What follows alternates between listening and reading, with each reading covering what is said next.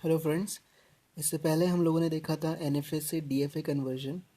आज अपन लोग देखते हैं एनएफए एप्सिलॉन से NFA. Again NFA is a machine which contains zero or more than one transition on an state. For example, आपकी state capital A, इस पे इनपुट अल्फ़ाबेट ए दिया तो एक ट्रांजिशन हमें दिख रहा है। बी का ट्रांजिशन डायरेक्ट कोई है नहीं, सी का भी कोई डायरेक्ट ट्रांजिशन नहीं है। सिंस ये एन है और इसमें हमें एप्सिलॉन के भी ट्रांजिशन नज़र आ रहे हैं, सो इसलिए इसे कह दिया जाता है कि एन विद एप्सिलॉन है।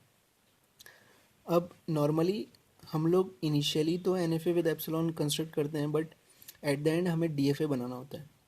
सो प्रोसीजर कुछ ऐसा होता है कि हमें एन विद एप्सिलॉन से पहले एन में कन्वर्ट करें और एन से देन डी में कन्वर्ट करते हैं। सो डायरेक्ट एग्जाम्पल लेते हैं अपन लोग, एन विद एप्सिलॉन। अब एन विद एप्सिलॉन से एन विदाउट एप्सिलॉन बनाने के लिए हमें क्या करना पड़ेगा, पहले एक टेबल कंस्ट्रक्ट करनी पड़ेगी और वो टेबल होगी एन विदाउट एप्सिलॉन की। सो देखते हैं कैपिटल ए। सबसे पहले तो आपके पास एन विद एप्सिलॉन में 3 स्टेट्स हैं। सो ये तीनों स्टेट्स हमने क्या करी, ए बी सी इस फर्स्ट कॉलम में डायरेक्ट वैसी की वैसी डिट्टो कॉपी पेस्ट करके लिख दी। अब आ जाती है बात ट्रांजिशंस की। सो कैपिटल ए पर स्मॉल ए देने पर मैं कहाँ कहाँ जा सकता हूँ, मुझे वो सारी की सारी स्टेट्स यहाँ पर मेंशन करनी पड़ेंगी। जैसे कैपिटल ए पर मैंने स्मॉल ए दिया तो मैं ए पर ही रहा। अब हमें एक बात समझनी पड़ेगी कि एप्सिलॉन का मतलब होता है you are giving no output, no input. So without giving an input you are able to switch on another state using epsilon transition. So इस केस में अगर आप लोग देखोगे कि कैपिटल ए पर स्मॉल ए दिया तो ए पर तो मैं जा ही रहा हूँ, साथ ही साथ मैं बी पर भी पहुँच रहा हूँ। कंडीशन ये थी कि अभी तक मैंने सिर्फ स्मॉल ए पढ़ा।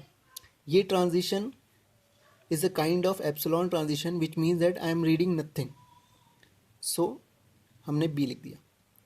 अब ऑब्वियस सी बात है, हम यहाँ से इस एप्सिलॉन ट्रांजिशन के थ्रू सी पे भी जा सकते हैं। इसका मतलब हमने कैपिटल ए पर स्मॉल ए पढ़ा तो कैपिटल ए पर भी जा सकते हैं, कैपिटल बी पर भी जा सकते हैं, कैपिटल सी पर भी जा सकते हैं। इसलिए हम लोगों ने तीनों की तीनों स्टेट की यहाँ पे एंट्री कर दी।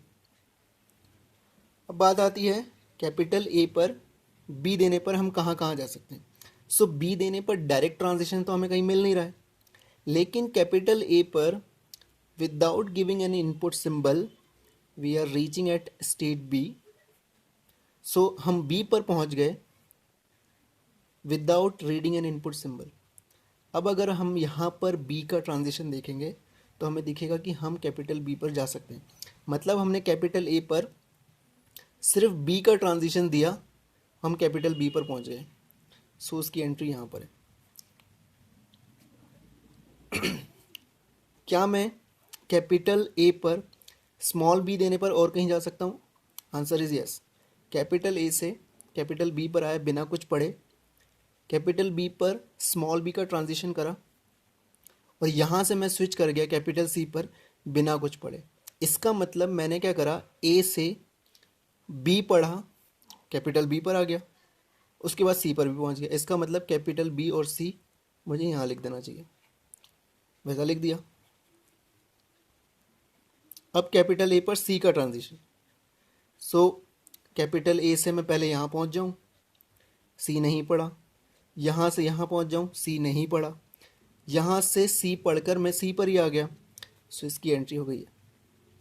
सो एनी हाउ हमारा गोल यही होता है कि आप किसी स्टेट पर वो इनपुट पढ़ने के बाद कहाँ कहाँ जा सकते हो using epsilon transitions also, because epsilon transitions are no transitions but they are able to switch your state. Similarly हम लोग कैपिटल बी के लिए देखते हैं। कैपिटल बी पर स्मॉल ए का डायरेक्ट ट्रांजिशन नहीं दिख रहा, यहाँ से भी नहीं दिख रहा, यहाँ से भी नहीं दिख रहा, कहीं से नहीं दिख रहा। इसका मतलब ये हो गया फाई। सो ये एम्प्टी सेट या फिर फाई दोनों सेम नोटेशन है। कैपिटल बी पर बी देने पर मैं कैपिटल बी पे जा सकता हूँ, एज वेल एज एप्सिलॉन का यूज़ करके मैं सी पे भी जा सकता हूँ। अब कैपिटल बी पर सी देखने कहाँ जा सकते हैं? सो कैपिटल बी ये है, एप्सिलॉन यूज़ करके मैं यहाँ पहुँच गया। इस पर मैं स्मॉल सी का ट्रांजिशन देखूँ तो मैं कैपिटल सी पर ही आ रहा हूँ। इसका मतलब कैपिटल बी पर सी का डायरेक्ट ट्रांजिशन तो नहीं था, लेकिन एप्सिलॉन होने के कारण हम कैपिटल सी के थ्रू सी पर ही जा सकते हैं, तो यहाँ एंट्री कर ली।